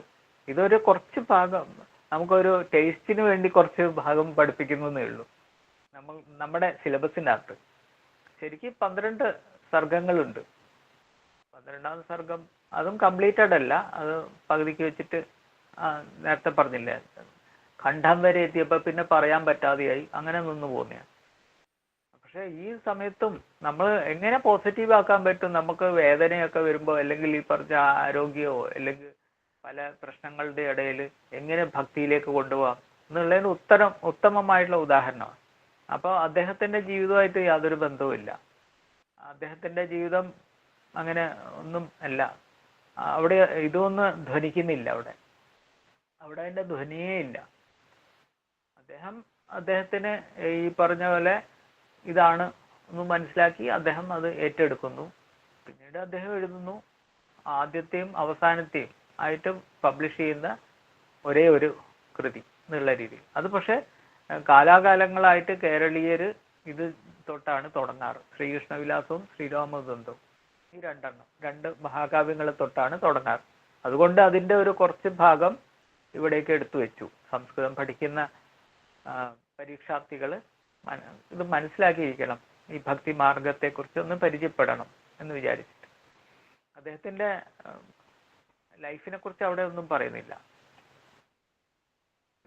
ശരി മാഷേ, നന്ദി. ശ്രീനിവാസ മാഷെ, ഒരു കാര്യം അവരോട് സൂചിപ്പിച്ചോട്ടെ? നമസ്കാരം. നമ്മളിപ്പോ 4ാമത്തെ റൗണ്ടാണ് ഭാരതി പാഠശാല. ഭാരതി പാഠശാലയിൽ തന്നെ ഒരു ഇന്റേണൽ പ്രോഗ്രാം, ഒരു ഇന്റേണൽ അസസ്മെന്റിന്റെ പ്രോഗ്രാം നടക്കുന്ന കാര്യം ആദ്യത്തെ ദിവസം തന്നെ സൂചിപ്പിച്ചിരുന്നല്ലോ. അപ്പോ അത് ഉദ്ദേശിക്കുന്നത് 5ാമത്തെ റൗണ്ടില്, അതായത് അടുത്ത റൗണ്ടിലോ അല്ലെങ്കിൽ അത് കഴിഞ്ഞിട്ടുള്ള റൗണ്ടിലോ നമ്മൾ ഒരു വിഷയം, 1 or 2 വിഷയം നമ്മുടെ കൂട്ടത്തില് ആരെങ്കിലും 2 പേര് ഇവിടെ അവതരിപ്പിക്കണം. അപ്പൊ അത് ഏത് വിഷയമാണ് എന്ന് നമുക്ക് അടുത്ത ദിവസങ്ങളിൽ പറയാം. ഞാൻ മുൻകൂർ സൂചിപ്പിക്കുന്നത്, ഇതിലുള്ള ആർക്ക് വേണമെങ്കിലും അത്തരം ഒരു വിഷയാവതരണം നടത്താം. അപ്പൊ 20 മിനിറ്റ് ആണ് ഒരു വിഷയാവതരണത്തിന് കിട്ടുന്ന പരമാവധി സമയം. ഒരു 15 മിനിറ്റ് തൊട്ട് 20 മിനിറ്റ് വരെയുള്ള സമയം നമുക്ക് ആ വിഷയം അവതരിപ്പിക്കാം. അപ്പൊ അത് ഗദ്യഭാരതിയിലെ ഏതെങ്കിലും ഒരു വിഷയമായിരിക്കും നമ്മൾ എടുക്കേണ്ടത്. ഒന്നില്ലെങ്കിൽ അതിവിടെ നമ്മള് ഗംഗാധരൻ മാഷിനോടും ശ്രീനിവാസൻ മാഷിനോടും ഒക്കെ ചർച്ച ചെയ്തിട്ട് അടുത്ത ദിവസങ്ങളിൽ സൂചിപ്പിക്കുന്നുണ്ടാവും ഏത് ഭാഗം എടുക്കണം. അപ്പൊ അതിൽ ആരെങ്കിലും 2 പേര് ആ ഭാഗങ്ങൾ കൈകാര്യം ചെയ്യാനായിട്ട് തയ്യാറാണ്. അപ്പൊ 2 വിഷയമാണ് ആ നിലയിൽ നമ്മൾ പോകുക, ഒരു സെമിനാറിന്റെ രീതിയിൽ. അപ്പൊ ഒരു ഇന്റേണൽ അസസ്മെന്റ് എങ്ങനെയാവുമെന്ന് വെച്ച് കഴിഞ്ഞിട്ടുണ്ടെങ്കിൽ, ഇപ്പൊ ഇവിടെ വരുന്ന അറ്റൻഡൻസ് ഒക്കെ നമ്മൾ നോക്കുന്നുണ്ട്. അത് ഏകദേശം പൊതുവായിട്ട് കയറുന്ന 36 പേരുണ്ട്. ബാക്കിയുള്ളവരുടെയൊക്കെ അവർ കയറിയതനുസരിച്ച് അവർക്കുള്ള അറ്റൻഡൻസിന്റെ മാർക്ക് നമ്മളിവിടെ നോട്ട് ചെയ്ത് പോകുന്നുണ്ട്. ഇതെല്ലാം കൂടി ചേർന്നിട്ടാണ് വാചിക പരീക്ഷയുടെ സമയത്ത് ആ കാര്യങ്ങൾ വരിക. വാചിക പരീക്ഷണ മാർക്ക് എന്ന രീതിയിലാണ് പരിപൂർണമായിട്ടും റിസൾട്ടിന്റെ സമയത്ത് അത് വരിക. അപ്പൊ ഈ സെമിനാറിന്റെ രൂപത്തിൽ ചെയ്യുമ്പോൾ നമ്മളിവിടെ കൂടിയിരിക്കുന്നത്, ഇപ്പൊ ഇന്ന് ഞാനും ശ്രീനിവാസൻ മാഷും അല്ലാതെ ഈ സമയം ഇത് കേൾക്കുന്നത് 23 പേരാണ്. സാധാരണഗതിയിൽ 36 പേര് പൊതുവെ വരുന്നുണ്ട്. സെമിനാറൊക്കെ വരുമ്പോൾ നമ്മൾ കുറച്ചും കൂടി ഗ്രൂപ്പിൽ ആ കാര്യങ്ങളൊക്കെ പറയുന്നുണ്ട്. അപ്പൊ ഇതിനെ 2 ശ്രേണിയായിട്ട് തിരിക്കും. അപ്പൊ 18 വെച്ചുള്ള ശ്രേണി, ഞാനിപ്പോ ഒരു ഉദാഹരണം പറയുന്നതാണ്. അപ്പൊ അതില് ആരൊക്കെയാണോ പൊതുവായിട്ട് കയറുന്നത് അവരുടെ ലിസ്റ്റ് അടുത്ത 2-3 ക്ലാസ്സുകളുടെ ഇടയിൽ പറയുന്നുണ്ടാവും. അവര് 2 ശ്രേണിയായിട്ട് മാറും. ഉദാഹരണത്തിന് വിവേകാനന്ദ ശ്രേണി, അരവിന്ദ ശ്രേണി എന്ന് പറഞ്ഞിട്ട് 2 ശ്രേണി. വിവേകാനന്ദ ശ്രേണിയിലെ ഒരാള് ഒരു വിഷയം അവതരിപ്പിക്കും, അരവിന്ദ ശ്രേണിയിലെ മറ്റൊരാള് അടുത്ത വിഷയം അവതരിപ്പിക്കും.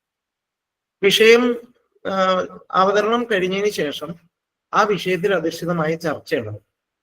അപ്പൊ ആ ചർച്ചയില് വിവേകാനന്ദ ശ്രേണിയിലുള്ള എല്ലാവരും അരവിന്ദ ശ്രേണിയിലെ അവതരിപ്പിച്ച വിഷയത്തെ ബേസ് ചെയ്തുകൊണ്ട് നമുക്ക് നമ്മുടെ അഭിപ്രായങ്ങളും കാര്യങ്ങളും ഒക്കെ പറയാം. വിമർശനാത്മകമായിട്ട് പോലും ചിന്തിക്കാം. അതേപോലെ തന്നെ മറിച്ച് വിവേകാനന്ദ ശ്രേണിക്കാർ. അപ്പൊ ഈ രീതിയിൽ വരുമ്പോൾ നമുക്ക് 36 പേരുടെയും സംസാരം കേൾക്കാൻ സാധിക്കും. സംസാരം കേൾക്കുക എന്നുള്ളത് വളരെ പ്രധാനമാണ്. ഇത് വാചിക പരീക്ഷയ്ക്ക് വേണ്ടിയുള്ള ഒരു പരിശീലനം കൂടിയാണ് എന്ന് നമ്മൾ കരുതണം. കാരണം ഭാരതി പരീക്ഷ എഴുതി വിജയിച്ച് അതിന്റെ ബിരുദം ലഭിക്കുമ്പോൾ അമൃത ഭാരതി ലക്ഷ്യം വെക്കുന്ന ഒരു കാര്യമുണ്ട്. സമൂഹത്തില് നമുക്ക് ഇറങ്ങി ഒരു മണിക്കൂർ സംസാരിക്കാനുള്ള എല്ലാ കെൽപ്പും നമുക്കുണ്ടാകും. അത്യാവശ്യമായ ഘട്ടങ്ങളിൽ നമ്മുടെ ഭാരതീയ സംസ്കാരത്തെക്കുറിച്ചും സാഹിത്യത്തെക്കുറിച്ചും സംസ്കാരത്തെക്കുറിച്ചും ചരിത്രത്തെക്കുറിച്ചും ഭാഷയെക്കുറിച്ചും സംസാരിക്കാൻ നമുക്ക് പറ്റണം. അതാണ് ഭാരതി പരീക്ഷ വിജയിച്ച ഒരാളിൽ നിന്ന് നമ്മൾ പ്രതീക്ഷിക്കുന്നത്. അപ്പൊ അവരുടെ വ്യവഹാരങ്ങളിലും അവരുടെ സംഭാഷണങ്ങളിലും ഒക്കെ ഈ ഒരു ഇത് കാണണം, ഈ തനിമ കാണണം. അപ്പൊ അതിനു വേണ്ടിയിട്ടുള്ള ഒരു പരിശീലനമായി ഇതിനെ കണ്ടുകൊണ്ട് നമ്മൾ അടുത്ത ദിവസം ആരാണ് അതിന് തയ്യാറാവുന്നത് എന്ന സ്വയം തയ്യാറായിട്ട് വരണം. ആഗ്രഹമുള്ളവർക്ക് അത് നമ്മളെ ഗ്രൂപ്പിൽ അറിയിക്കാം, ഞാൻ വിഷയം അവതരിപ്പിക്കാം എന്ന് പറയുക. അപ്പൊ ഗദ്യഭാരതിയിലെ ഏത് വിഷയങ്ങളാണെന്ന കാര്യം പിന്നീട് അറിയിക്കും. വിഷയാവതരണത്തിന് എനിക്ക് താല്പര്യമുണ്ട്, 15 മിനിറ്റ് ഞാൻ സംസാരിക്കാൻ തയ്യാറാണ് എന്നുള്ള ഒരു ഇത് കൊടുക്കണം. അപ്പൊ 2-ൽ കൂടുതൽ പേരുണ്ടെങ്കിൽ നമ്മൾ 10 മിനിറ്റ് ആക്കി മാറ്റും ആ വിഷയത്തിന്റെ അവതരണം. അതാണ്. അപ്പോൾ നമ്മുടെ ഭാരതി പാഠശാലയിൽ അത്തരം ചർച്ചകൾ ഇന്ന് മുതൽ ആരംഭിക്കാം. ഇനിയുള്ള ദിവസങ്ങളിൽ നമുക്ക് ഒരു 10 മിനിറ്റ് 5 മിനിറ്റ് ഒക്കെ കൊണ്ട് നമ്മുടെ പരീക്ഷയെ സംബന്ധിച്ചുള്ള കാര്യങ്ങൾ സൂചിപ്പിക്കുന്നുണ്ട്. അത് ശ്രീനിവാസൻ മാഷും ഗംഗാധരൻ മാഷും വിദ്യാസാഗർജിയൊക്കെ പരീക്ഷയെക്കുറിച്ചുള്ള സൂചനകൾ നമുക്ക് നൽകും. ഗദ്യഭാരതിയിലെ ഏതൊക്കെ രീതിയിലുള്ള ചോദ്യങ്ങളാണ്, എന്താണ് പാറ്റേൺ, നമ്മുടെ ക്വസ്റ്റ്യന്റെ പാറ്റേൺ, എത്ര മാർക്ക് വച്ച പല ഭാഗങ്ങളിലും പല വിഭാഗങ്ങളിലും വിവിധ മാർക്കുകളുണ്ട്. ആ മാർക്കിന് എത്രത്തോളം നമുക്ക് എഴുതാൻ പറ്റും, എങ്ങനെയായിരിക്കണം എഴുതേണ്ടത്, ഇത്തരം കാര്യങ്ങൾ സൂചിപ്പിക്കുന്നതാണ് ഇപ്പോൾ. അപ്പൊ ഇത് നമ്മുടെ ഗ്രൂപ്പിൽ പറയാൻ പറ്റില്ല. കാരണം ഗ്രൂപ്പിൽ പറയുമ്പോൾ പരീക്ഷയെ സംബന്ധിച്ച് പറയുമെന്ന് നമ്മൾ പറയും. ഗ്രൂപ്പിൽ നമ്മൾ ലിങ്ക് അയക്കുന്നത് പഠിക്കാനുള്ള താല്പര്യത്തോടു കൂടി വരാൻ വേണ്ടിയാണ്. അപ്പൊ കൃത്യമായി പഠിച്ചു പോകുന്നവരുടെ ഇടയിലാണ് ഈ കാര്യങ്ങൾ ചർച്ച ചെയ്യുക. അപ്പോൾ അതുകൊണ്ട് ഇനിയുള്ള എല്ലാ ക്ലാസ്സിലും നമ്മൾ പങ്കെടുക്കണം എന്ന് മാത്രമാണ് സൂചിപ്പിക്കാനുള്ളത്. എന്തെങ്കിലും പരീക്ഷയെ സംബന്ധിച്ചുള്ള സംശയങ്ങളുണ്ടെങ്കിൽ അത് നോട്ട് ചെയ്ത് വയ്ക്കുക. എന്നിട്ട് സംശയ നിവാരണത്തിന്റെ സമയങ്ങൾ ഉണ്ടാവും. പരീക്ഷയെ സംബന്ധിച്ച് പറയുന്ന സമയം നമ്മൾ അത് ചോദിച്ചിട്ട് അതിനുള്ള മറുപടി ലഭിക്കുക. അപ്പൊ എല്ലാവർക്കും അത് മനസ്സിലാക്കാനായിട്ട് സാധിക്കും. അപ്പൊ പരീക്ഷയെ പറ്റി കൂടുതൽ ചിന്തിക്കണം. ഇതിപ്പോ പറയാൻ കാരണം ഇനി 14 ദിവസമാണ് നമ്മുടെ മുമ്പിലുള്ളത്. 14 ദിവസം കൊണ്ട് ഈ ഭാരതി പുസ്തകങ്ങൾ വായിച്ച് നല്ല രീതിയിൽ എഴുതി നമ്മുടെ ഭാഷ ഉപയോഗിച്ച് അത് എഴുതി വിശകലനം ചെയ്തൊക്കെ പോയി കഴിഞ്ഞാൽ തന്നെ വലിയ മാർക്ക് സ്കോർ ചെയ്യാനായിട്ട് സാധിക്കും.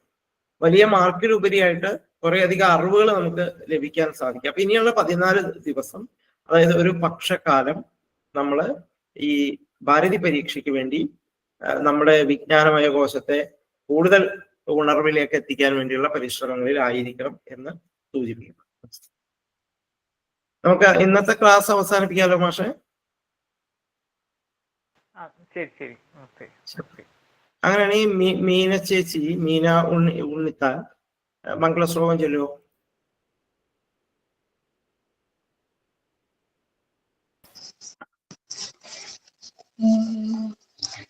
സർവേപി സുഖിനഃ സന്തു സർവേ സന്തു നിരാമയ സർവേ ഭദ്രാണി പശ്യന്തു മാ കശ്ചിത് ദുഃഖമാപ്നുയാത്. ഓം ശാന്തി ശാന്തി ശാന്തി. നമസ്തേ. നമസ്തേ. ആശ നന്നായിട്ട് പറഞ്ഞു.